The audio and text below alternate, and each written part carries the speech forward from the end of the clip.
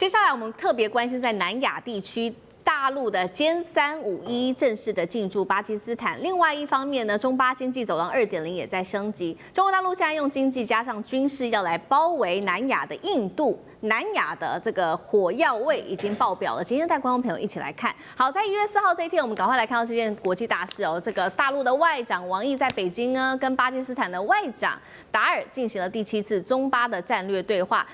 這當中，他們特別提到了有關於中巴的命運共同體要來升級中巴經濟走廊2.0的一個建設。那在軍事武器方面，今天要來特別關心到的就是呢，已經確認有一些武器確定要給的。就是巴基斯坦，我們來看到的是中國之前確實已經向巴基斯坦提議說，願意給的武器包括了40架殲35啊，還有空警500紅旗防空系統等等。那現在也確立了呢，4到12架的殲351呢，確定會給巴基斯坦，並且呢還會幫忙進行這種飛行員的訓練跟基地的升級。那麼確定給的時間是2027年初就會完成首階段的部署了。好，所以節目一開始特別請教尚志哥，剛剛講到這個經濟走廊的升級，再加殲35一起給巴基斯坦，北京用經濟軍事包圍印度嗎？接下來對於印度的空軍來說，會不會造成什麼樣子的威脅？首先，我們看到像這個電視墙上這個消息是2個思路、2個架構。一個部分是外交，外交是中巴命運共同體，而且王毅的2個外長這樣見面，而且看起來真的很好。第二個是軍事，環球戰略解讀，它基本上它不是中國大陸正式的發布軍事發布，它是中國大陸的媒体，但是它基本上跟官方的關係很好，所以可以看到是一個指標性的風向。所以至少它證實的部分是什麼？中巴關係並沒有任何的減縮。在今年印巴的這個戰爭，去年印巴戰爭之後呢，其實有一度在網絡上我們看到，因為呢巴基斯坦的陸軍部長2次到美國，而且非常緊急的去，而且美國後來就立刻宣布了什麼呢？幾個重要的東西，就美國要的，講說要跟巴基斯坦合作跟稀土開採的關係，因為巴基斯坦有目前為止中國大陸輸出到海外最厲害的稀土提煉技術，然後美國也宣布了包括對於瓜達爾港、博斯尼港的一些具體的投資的計劃，但現在只有樓梯聲啦，還沒有具體的部分的動作。那麼另外當然還有美巴之間親密，也就是在2024年影響到美國跟印度關係決裂的一個很大的關鍵。所以其實我們在看任何部分的中巴關係等等，我們不能就單獨來看。其實這個地方很微妙，它就要看4角關係，很像4角跳棋，不是3角跳棋哦，它就是巴印跟中美之間，而且它現在就是大家會切來切去，中巴好，然後呢，中國前陣跟印度好，然後印度跟美國吵，所以而且這裡又不是只有4國而已，巴基斯坦跟印度都有獨立反抗軍，還在底下在攪和。那麼美國什麼說情報系統跟獨立反抗軍什麼合作？中國呢？所以這裡頭這個混局當中，雖然沒有失序，但是至少在4個國家的架構上，只要有任何外交跟軍事動作的推進，都還是個指標。我的意思是說，現在我們剛剛看到這個消息，表示中巴關係並沒有受到美國跟巴基斯坦緊密靠近有任何的影響，否則這個殲351就不會輕易的送出去了啊。所以我們最後其實要注意的部分是，中巴關係上體現的部分，對於中國大陸來講，給武器，大家巴鐵都有夠鐵，而且像巴基斯坦那麼厲害，為中國展示他們的武力，這份的關係是2024年新跑出來的。而對於中國大陸核心，還是要跟巴基斯坦“一帶一路”的關係繼續的體現。我認為這個部分的觀察，“一帶一路”中西巴這個所謂經濟走廊，這是個說法。關鍵還是認為，包括像瓜達爾港這麼樣有戰略又有礦產意義的這個點上，有沒有最後美國的勢力、美國的投資還是進來了？因為中國在那邊已經投資非常非常久了，那這個才是真正的觀察要點。好，所以我們看到中巴不管在經濟上面、軍事上面，甚至在這個外交上面的加強緊密的合作，現在看在眼裡的非常緊張的就是印度了，還有就是俾路斯坦共和國。因為呢，其實除了中巴之間有所合作之外，巴基斯坦自己內部掀起的這個獨立運動，同樣是讓印度感到非常的头痛。所以呢，我們看到這個俾路斯坦共和國的代表，他就是立刻呢寫了一個公開信給印度的外長。好，他寫了一共是3個主要的要點。第一個，他就提到說，中巴的戰略聯盟我們要觀察哦，他們認為現在持續的升級，並且呢已經對印度構成極度威脅了。如果印度你再不加强，这第2點，印度你再不加強這個防衛的話，中國可能就會在數月內駐軍在俾路斯俾路支斯坦，那麼對於印度跟俾路支斯坦的未來會構成極大的威脅。中巴經濟走廊是否就是大陸駐軍巴基斯坦的一個節奏呢？那麼成功後是否可能徹底的鎮壓巴基斯坦內部的獨立運動，也不讓印度在這個時刻可以有所干預？大使怎麼看？其實俾路支斯坦這個是這個巴基斯坦一個省啊，因為它這裡面主要的人口是俾路支人。那大概估計人口大概800萬，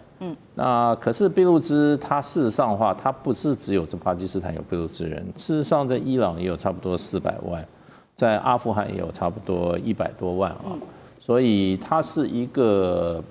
民族，它主要是這個民族屬性是屬於比較接近伊朗，它是伊朗的一個分支，然後呢，它現在被3個國家所佔領，它沒有它自己的國家。那所以呢，他就在這個三個國家裡面，尤其是巴基斯坦在和伊朗裡面呢，它都有它的獨立運動。那獨立運動這個推動主要就是這個所謂的俾路斯坦解放組織，他們事實上在活動已經非常多年了，大概有差不多20-30年了哈。那基本上就是打的就是游擊戰。那麼他們因為這個地方地形比較崎嶇，然後這個區域也非常的大。那是不太適合人居的，所以對於這個伊朗來講，對於這個巴基斯坦來講，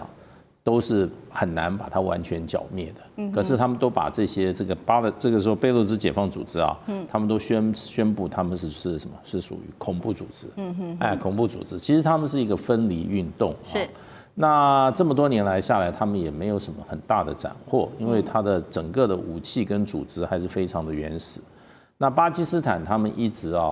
他們內部的很多這些情報，他們就說這個俾路支解放組織基本最大是靠印度，印度是最大的外援。那也有說，事實上的話，阿富汗也是它中間的一個怎麼講，一個外來的支持者。另外也有傳言，就是說俄羅斯也是俾路支的支持者。那俾路支這個組織，它事實上的話就變成在巴基斯坦這個裡面的一個分離運動，那麼常常這個打停破壞或者進行恐怖攻擊。那所以會跟中國大陸扯上關係的原因是，因為俾路支省事實上大部分都在中巴經濟走廊開發的範圍裡面。那這些地方都是窮山峻嶺，有很多是要修水壩的，有的時候要修什麼油管的，還有就是這個還有修這些港口瓜達爾港就是在俾路支這個地區。所以呢，俾路支就認為，就是說你是幫助這個巴基斯坦的話，那就是我要破壞的對象，所以常常進行一些恐怖攻擊，那也造成中國大陸的一些困擾。那你要知道，中巴經濟走廊是中國大陸外援裡項目非常，它一共340億美元非常大的項目，幾十個項目在裡面。最重要，將來是有個油管，是直接從瓜達爾港直接進中國的新疆，那中國打通這個油路的多元的來源嘛，所以。這個問題其實不是中國大陸問題，這個問題是怎麼樣？是巴基斯坦跟他的少數民族的問題。那中國是受到牽連而已。好，所以我們看到，那其實美國現在看在眼裡，在看到中國大陸跟巴基斯坦還有整個南亞國家的這個緊密的連結之後，也看在眼裡，也非常擔心中國大陸在南亞國家的軍事還有整個外交上面，它的影響力更大了。尤其我們現在看到，美國特別點名大陸現在戰機正在啟動的就是它的外銷大單，去了哪裡呢？其實一部分去了南亞國家，另外一部分就是去了中東國家。五角大廈就直接點名了幾款武器它叫做这個2026年大陸會做3件齊發加速戰鬥機的出口。來看到畫面上，首先第一款戰鬥機呢是 FC-31，那現在呢美國的五角大廈點出買家可能會是中東國家的埃及、沙烏地阿拉伯跟阿聯酋。接下來另外一個武器就是 J-10C， 也是它的潛在客戶，除了有埃及之外，還有烏茲別克，還包括了印尼、伊朗跟孟加拉。哪一些國家可能會最優先拿到來自於大陸的戰機？中國的外銷，特別在南亞、中東的勢力會變得越來越強勁嗎？幹哥怎麼看？五角大廈這個中國軍力報告不是做給，就是說不是做給他們專家看的，是做給軍火商跟那個政府來看的。你知道為什麼嗎？因為他講的這個報告完全沒有新意，好不好？我看了半天，我實在沒有辦法理解啊，說三箭齊發是什麼意思？先講最重要的 ，FC31就是殲35啦，那FC31是殲31，也就是外銷型的 F35，這種飛機不是隨便可以賣的，為什麼？就跟我上次說過，殲20跟殲35都是隱形戰機，它一定要有適當的對象，它才可以賣。它今天可以用這個。好，等於是就經濟合作的方式哈，跟巴基斯坦建立這樣的關係，是為什麼？是因為巴基斯坦你就是我最好的試驗平台，我們中國不能隨便去打人家，但是你巴基斯坦可以拿來防衛與印度的作戰之中，把第一次隱形戰機推向戰場，這個是大國博弈必須要有的過程。所以這個殲31，老實講一句，如果能夠由巴基斯坦來運用的話，那是最好不過的一個試驗平台了。那至於其他的殲10跟梟龍，也就是 JF17，這些都是已經過時的裝備，不要再談了啦。我們就講殲31。那殲31，老實講一句，你今天如果說你巴基斯坦的飛行員，你已經打下了印度的飆風戰機了，應該是世界上能夠排得上名次的優秀的飛行員吧？錯，你要從頭來過，你要到成都的模擬器那裡面，當小朋友乖乖的去學怎麼樣操作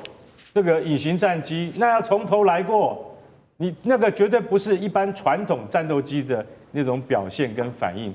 所以美國五角大廈 Pentagon 這個軍力報告，我覺得是寫給不懂的人看的。我們懂的人都會覺得說這本報告根本就是不用多看，因為為什麼？因為參考價值不高。所以你說有很多國家都有可能成為潛在客戶，那我們就繼續拭目以待。尤其是沙烏地阿拉伯這個國家，沙烏地阿拉伯它如果有美國武器可以買，它絕對不會買中國武器。那現在是因為美國不願意賣 F35給他，所以沙烏地阿拉伯表態，我現在對殲35有興趣，看你美國怎麼樣。到最後，其實說句實在話，殲35不能夠證明自己的實力的話，仍然沒有辦法打開國際市場，這是我要講的真話。好，謝謝幹哥。那我們休息一下，馬上回來。地緣政治、美中之爭、戰略價值、強權崛起、小國生存，現在與未來洞悉事件走向，掌握世界脈動，全球觀點盡在環球大戰線。